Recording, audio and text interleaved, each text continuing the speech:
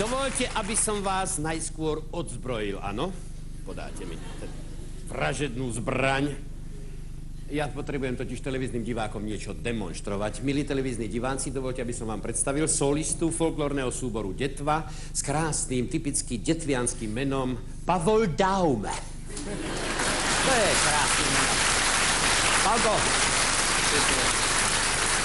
všimnite si, na televíznu kameru ukážem Valaška pri boce, len sa tak ligoce a opašťok vybíjaný, holý pupok, krásne piesne, krásne tance, to sú exportné artikly, ktoré z Detvy pozná celý svet. Mám pravdu? Aj áno, aj nie celkom. No prečo aj nie? No, detvianskí experti totiž už vymysleli aj celkom iný artikel. Iný artikel? A aký, prosím vás? Iný.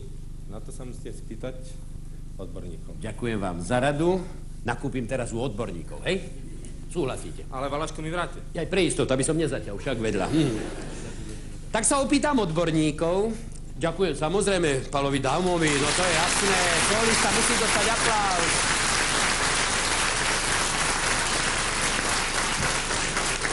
Otázku kladiem inžinierovi Martinovi Mázorovi, asistentovi podnikového riaditeľa závodov ťažkého strojárstva v Detve. Povedzte, čo ešte Detvanci exportujú do sveta? Samozrejme stroje. Aké stroje? Stavebné, cestné a pripravujeme výrobu nových robotov a potom zrejme budeme vyvážať aj tie. A ja som sa u vás dozvedel, že v tomto roku váš podnik oslavuje 30. výročie začatia výroby. Je to pravda? Celkom správne. Oslavujeme toto 30. výročie. Oslavujeme ho i dnešným programom. Áno. A my máme vo zvyku dosť často oslavovať. A však sme Slováci, čo by sme neoslavovali však? No. Je to správne.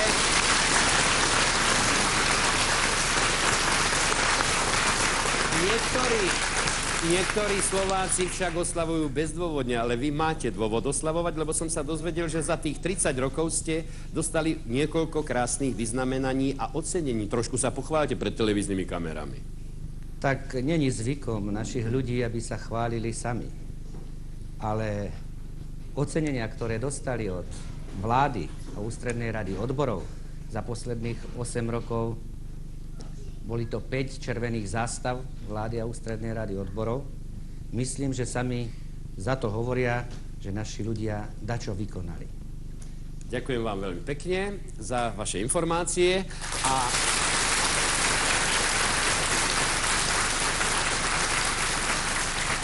chcel by som ešte televíznych divákov poinformovať, že sa nachádzame na pôde Domu kultúry revolučného odborového hnutia, ktorý nesie meno Andreja Sládkoviča a má nemalú zásluhu na premene kultúrnej úrovne podpolianského ľudu, za čo dostal nejedno z vyznamenaní, to najvyššie cenu Antonína Zápotockého.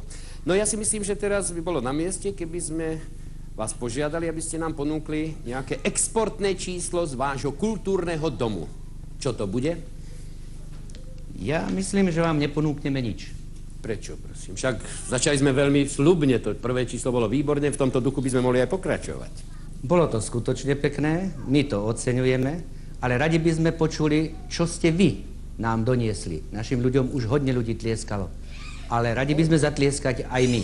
Jakému dovozu však? No to je exportný nápad. A u nás totiž od realizovania, od nápadu k realizácii je veľmi krátko. Nejako v nejakých iných podnikoch, však nechcem menovať. No, môžeme okamžite realizovať tento nápad. Preto pozývam na pódium Zlatú Slávicu, Hanu Zagorovú, Petra Kotvalda, Stanislava Hloška a orchester Karla Wagnera.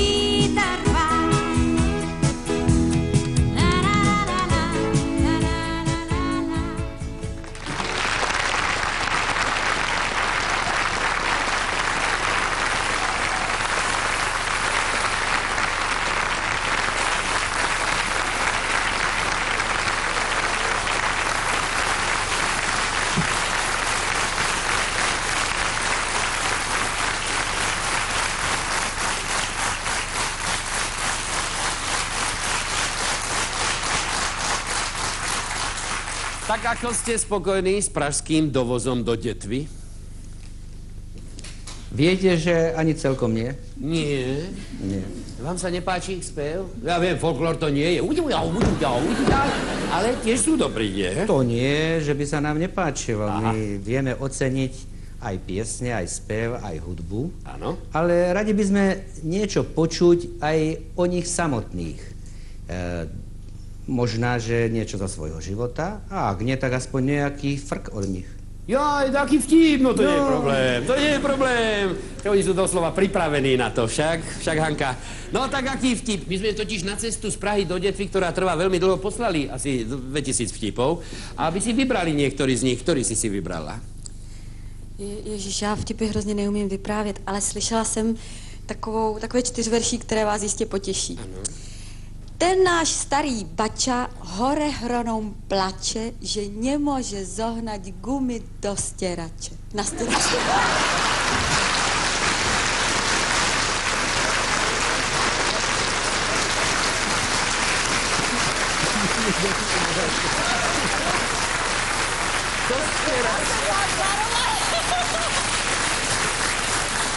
Ďakujem, to je krásne štvorveršie, ja viem, odkiaľ pochádza, ale položím otázku ďalším tvojim kolegom.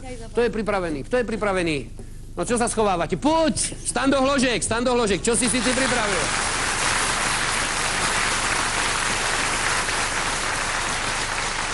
No já jsem na tom stejně jako Hanka, já vtipy taky moc vykládat neumím, ale znám takový jeden, potkají se dva starší pánové a jeden říká tomu druhému: nechodili jsme spolu náhodou do základní školy? Se na něho podívá a říká: určitě ne. S takovým tlustým a plešatým jsme určitě nechodili. Ďakujem. Petr Kotlas. Tady, malá úprava. Co máš připravené? Tak přijel Horimír na Šemíkovi na Jižní Město v Praze k paneláku a říká: podívej se, Šemíku, já tady mám nějaký řízení u nějaký kamarádky, tak já vyjdu nahoru, kdyby něco bylo, zazvoníš, já vyskočím z balkónu, sednu na tebe a ujedem, nic se nám nestane. Tak jo, tak Horimír je nahoře u kamarádky a najednou se ozve zvonek, on bez meškání otevře dveře od balkónu, skočí a roztáhne se na zemi jak dlouhý, tak široký, protože samozřejmě Šemík nikde. Tak mladá paní jde otevřít, u dveří stojí Šemík a říká: prosím tě, vyříď Horimírovi, že venku začalo krápat. A takže kdyby něco, takže stojím dole v chodbě.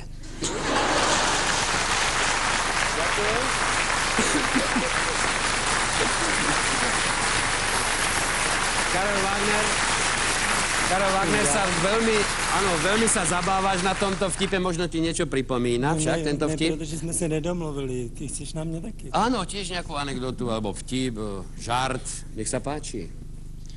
Ty máš široký repertoár, to nie je problém. Tak přišla paní do ordinace na plastickou chirurgii, byla tam jenom sestřička a říká: sestřičko, prosím vás, lidi o mě říkají, že mám hubu jako vrata. A sestřička říká: no tak to snad. No, počkejte za dveřma, pan doktor přijde za chvíli. No a pan doktor se za chvíli vrátí a říká sestřičce: sestřičko, prosím vás, kdo tam postavil ty vrata za dveře?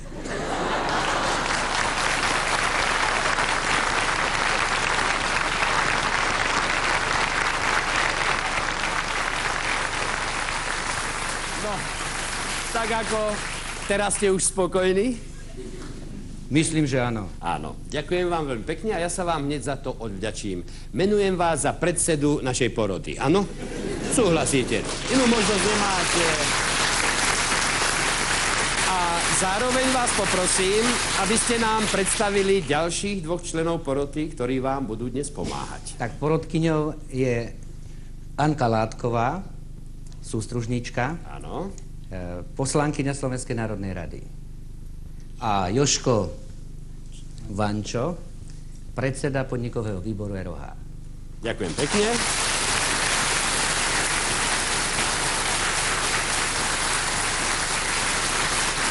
Hneď v tomto prvom kole vám dám takú malú zľavu, aby ste sa v tom začali trošku orientovať. Nemusíte hodnotiť prvé kolo, je to veľmi jednoduché. Všetky vtipy, ktoré sme počuli, odzneli z pera Williama Rizmana, ktorý nám poslal rovných 2000 vlastnoručne napísaných vtipov. Takže prvá 100 putuje na adresu William Rizman, Priekopa, Čajkovského 4. 3. Gratulujeme a čakáme, či sa niekto pokúsi prekonať jeho rekord.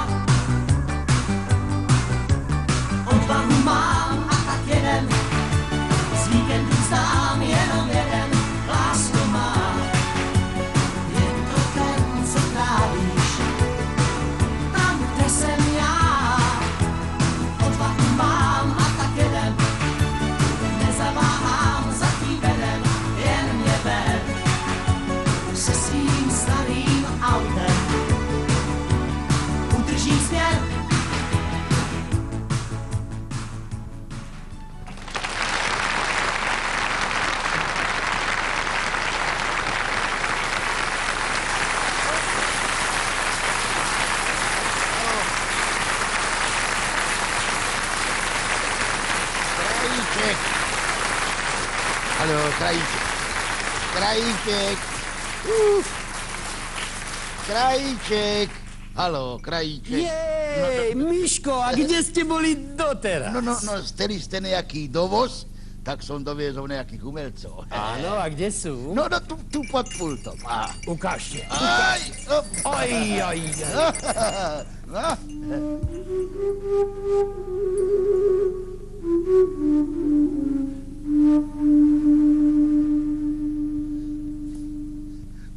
Jej, ovce moje ovce, široko chodíte, všetko ľudia vravia, hej, že škodu robíte, Hej! Bravo, Miško! Mišenko, vy ste skutočný bábkový umelec. To sú ručičky. I neškoda v bábkovom štátnom divadle. To by som dal do výroby, to je krásne. Vy ste skutočný umelec. A iné bábky ste nepriviedli? Ale mám tu aj dobré babky. Aj babky. Umelci na scénu. Som rád, že vám môžem predstaviť zaslúžilú umelkyňu Božidaru Turzonovú. Mariana Labudu. Mladú herečku Ivonu Krajčovičovú. Pavla Mikulíka. Nech sa páči, sadnite si, napojte sa na našu mikrofónovú sústavu. Som rád, že vás doviezli sem do Detvy. V Detve sú veľmi zvedaví na dovozový tovar. Tak vysypte, čo pekného ste so sebou doviezli. Ako aperitív by to mohlo byť niekoľko protialkoholických vtipov. Čo myslí? Ja neviem. No, dajme sa do práce. Božidara začína. Mariša vdova volá na svojho susedu. Ferko, príď ku mne dnes večer na kávičku a na pohárik. To nemôžem, tu by si musela byť sama. Ferko, ale veď ja budem sama. Ale nie, to by si musela byť sama na svete.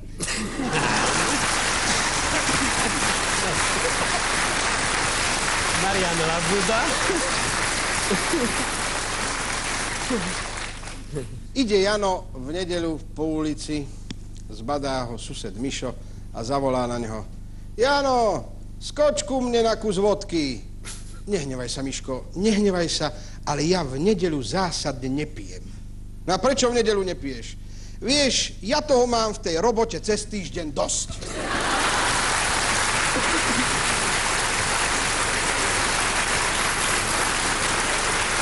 Ivona Krajčovičová. 2 hodiny v noci, hliadka VB zastaví muža, ktorý ledva stojí na nohách. Čo tu robíte? Ja bojujem proti alkoholu. No a ako bojujete? No, chce ma zraziť na zem a ja sa mu nechcem dať.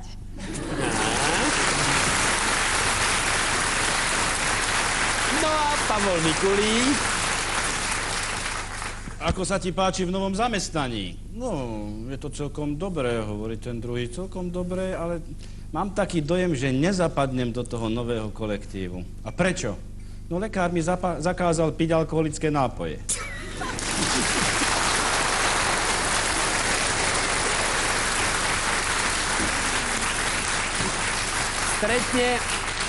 Stretne Jano Ďura na Detvianskom moste a pýta sa ho, čože ty tak úprene hľadíš do vody,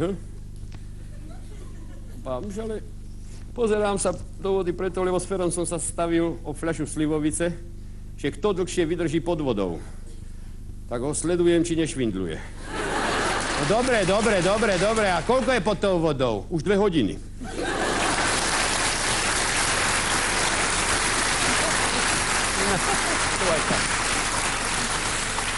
Takže odznelo 5 vtipov zo života nás, budúcich protialkoholikov. Ktorá príhoda na porotu najviac zapôsobila? Tak porota je toho názoru, že vtip vyprávaný Božidarou Turzonovou bol najlepší od tej vdove Mariške. Najlepší, výborne, to znamená, Miško, píšte do kroniky víťazov. Kandidátom na prvú stovku, teda na druhú stovku, už v tomto prípade sa stáva Štefan Vašura, ulica Kapitána nálepku, Nové mesto nad Váhom. Blahoželáme.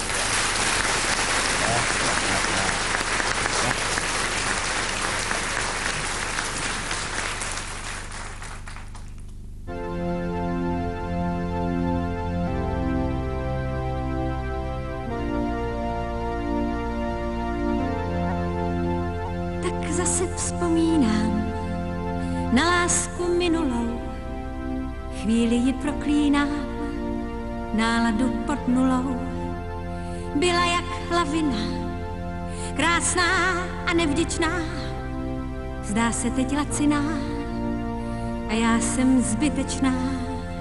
To snad byl jiný svět, já měla jinou tvář. To musel vymýšlet bláznivý pohádkář. Takhle se neloučí, já doufám raději, že tím to nekončí. Že někde hlouběji, navzdory myšlenkám, pod jejich příboji, já tam někde mám mis dobrých nadějí, mis dobrých nadějí, mis dobrých nadějí. Všechno se změnilo, tak dobrá, co má být, že něco skončilo, se musí dít, že slunce zapadá. Na to si kdo zvyk, když láska uvadá, tak by hned spustil křik. Ty jsi byl větroplach pro chvíle sváteční, já měla zvláštní strach v paprscích slunečních. Teď už jsme skuteční a nejen vysnění, milenci nevděční. Ty dny mi scházejí a já ti nescházím, jak prsten z kamení. Já v sobě nacházím mis dobrých nadějí, mis dobrých nadějí, mis dobrých nadějí. Je to jen hledání svět nových možností a nových setkání a nových něžností a nových zklamání, které mě čekají ze zamilování. Sny dovyprávějí mé lásce budoucí, pro ní oprávnění já v sobě najít chci mis dobrých nadějí, mis dobrých nadějí, mis dobrých nadějí.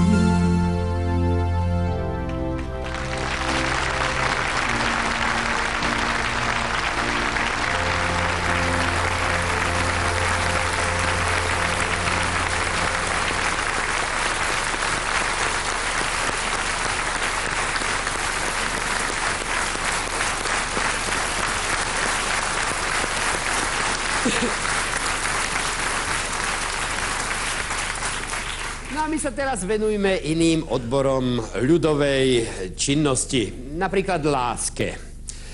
Uvediem taký krátky príklad. Jožo Suja z Detvy sa neskoro vrátil z dovolenky k svojmu útvaru. Poručík Konopásek na ňo začal kričať. Sujo, jak si to představujete? Vy jste měl 2 dny opušťák, abyste přišel až na 3. den.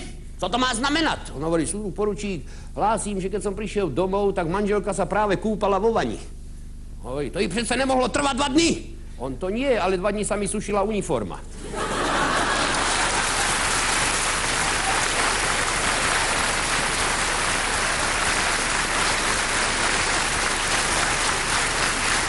Ďalším vtipom v tomto kole prichádza Pavol Mikulík. 2 autostopárky sa rozprávajú. Všetci šoféry sú rovnakí. A druhá hovorí, myslím, že nie. Niektorí sa aj bránia.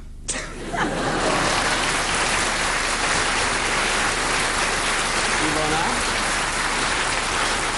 Aký je trest za bigamiu? Pýta sa klient svojho advokáta. 2 svokry.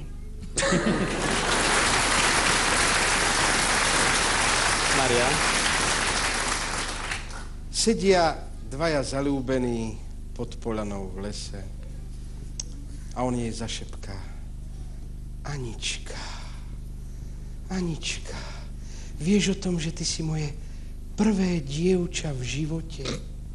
A ona si tak v duchu pomyslí, zasa len začiatočník.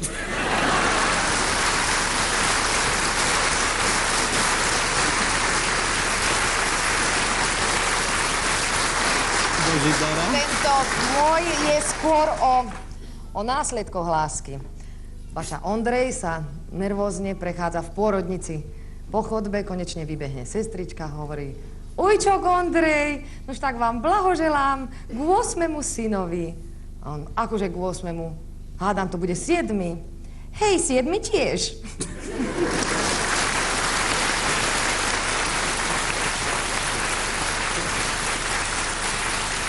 No a teraz si už len vypočujeme verdikt odborníkov, ktorá z podôb lásky sa vám najviac pozdávala. Najviac sa nám pozdávala vtip, ktorý vykladal Mikulík. Pavol Mikulík. Pavol Mikulík o tých 2 stopárkach. Výborne, Pálko, blahoželáme.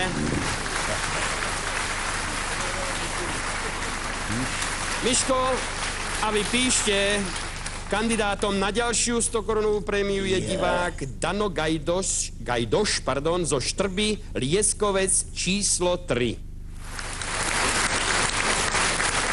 No a my vstupujeme do finále. Posledná nádej na výhru pre tisícky našich prispievateľov. Začína Božidara. Obchod s konfekciou. Áno. Prosím vás pekne, chcela by som kúpiť svojmu synovi nohavice. Na koľko rokov? Ale kdeže tam rokov? Veď ten ich za mesiac roztrhá.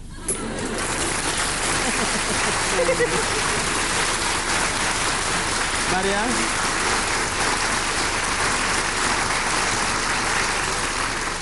Súdruh riaditeľ, predstavte si, že nám v noci niekto vykradol kompletný sklad náhradných dielov. A čo nočný strážnik? Do toho nám tam nechali.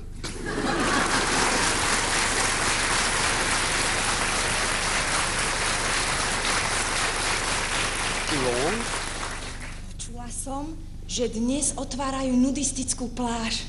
Strašne by ma zaujímalo, ako sa to robí. No, to je jednoduché. Starosta predniesie reč, no a potom si prestrihne šnúrku na trenírkach.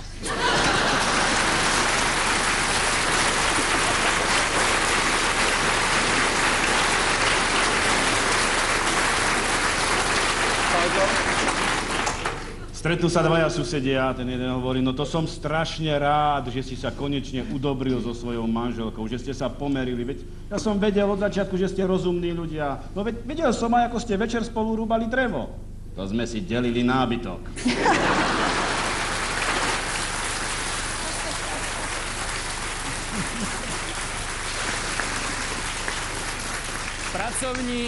Pracovník OVČSTV sa chválí novinárovi.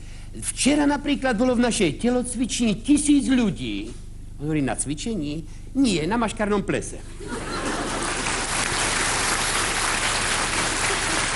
To snel posledný vtip z dnešného výberu vtipov a slovo má teraz odborná porota. Nech sa páči. Odborná porota je toho názoru, že vtip vyprávaný Marianom Labudom bol v tomto kole najlepší. Bol najlepší. Ďakujem pekne Marianovi. Blahoželáme samozrejme.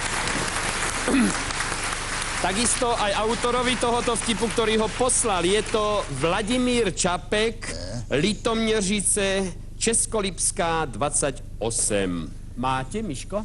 Jasné. No. Len by ste ešte mali vysvetliť divákom, prečo sa stali len kandidátmi, ha? Aha, to môžem. No kandidátmi preto, lebo teraz sa opýtam predsedu poroty, ktorý vtip určí porota za vtip mesiaca. A ten, kto dostane túto cenu, vtip mesiaca, tak ten nedostane 100-korunovú prémiu, ale... Ale moju slávnu figuru. Slávnu figuru, veľmi správne. Teda pýtam sa poroty, ktorý z dnešných vtipov považuje porota za najexportnejší? V druhom kole vtip vyprávaný Božidarou Turzonovou o tej vdove Mariške. Áno, Božidara vyhrala, to znamená majiteľom sošky.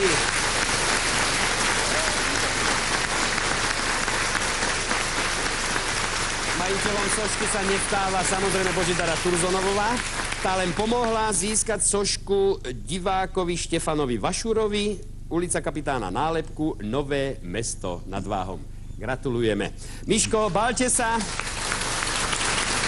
na cestu a dajte pozor, aby ste sa cestou nerozbili. No, a čo dodať na záver? No, na záver môžete prečítať dopis, čo vám došol až sem do Decvy. Iha, čo mi píšu? Píše nám divák Augustín Tvrdolín. Toho vášho Miša už strčte do penzie. No preto. No. A súťažte o čosi iné. A porotu, ktorá rozhoduje subjektívne, nahradte nejakým strojom, ktorý by objektívne určil najlepší vtip. Ale to je vážne, Miško. Čo vy na to? No, nech rozhodnú diváci, ktorí nám posílajú do súťaže svoje vtipy. Ale viete, že to je dobrý nápad? No. Preto vyhlasujem celoštátnu súťaž. Posielajte nám okrem svojich vtipov aj návrh, akú odmenu by mal dostať víťaz našej relácie výherca vtipu mesiaca. A za najlepší návrh pošlem predposledného Miša. Prečo predposledného? No, pretože posledného Miša zase dáme tomu, kto vymyslí niečo na meraný najlepšieho vtipu. Výborne. Súťaž je vyhlásená, pochopili ste všetci, vynálezcovia, zlepšovatelia, inovátori, môžete zapínať svoje mozgy a píšte nám svoje návrhy na adresu Československá televízia Bratislava, Mlýnská dolina do konca tohoto roka. A keď si myslíte, že moja socha je tá najlepšia cena na svete, tiež to môžete smelo napísať a nemusíte nič vymýšľať. No dobre, Miško, neagitujte, neagitujte. Žiaľ, musíme končiť, Miško. Prednešok z Detvy sa s vami lúči Mišo Vtipkár, alias Michal Hraška, Ivan Krajíček, Božidara Turzonovová, Marian Labuda, Ivona Krajčovičová, Pavel Mikulík, Hana Zagorová, Petr Kotwald, Stanislav Hložek a orchester Karla Wagnera.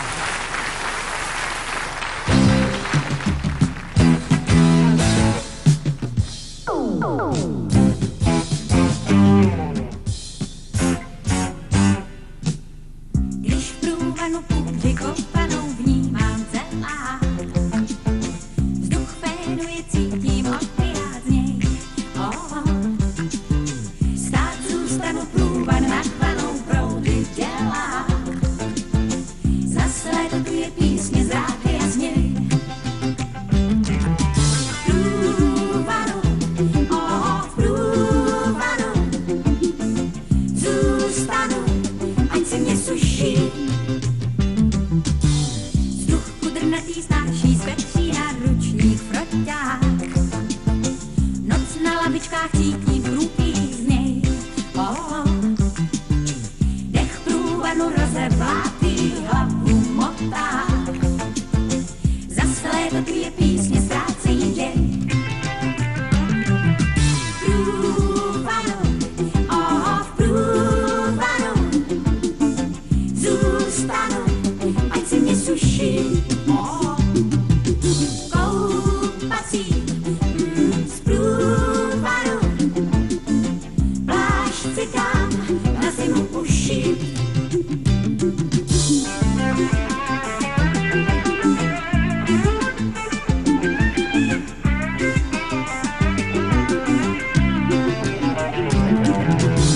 Když v průvanu kůži koupanou vnímám celá, on fénuje, cítím opiát z něj. Průvanu, v průvanu zůstanu, ať se mě suší.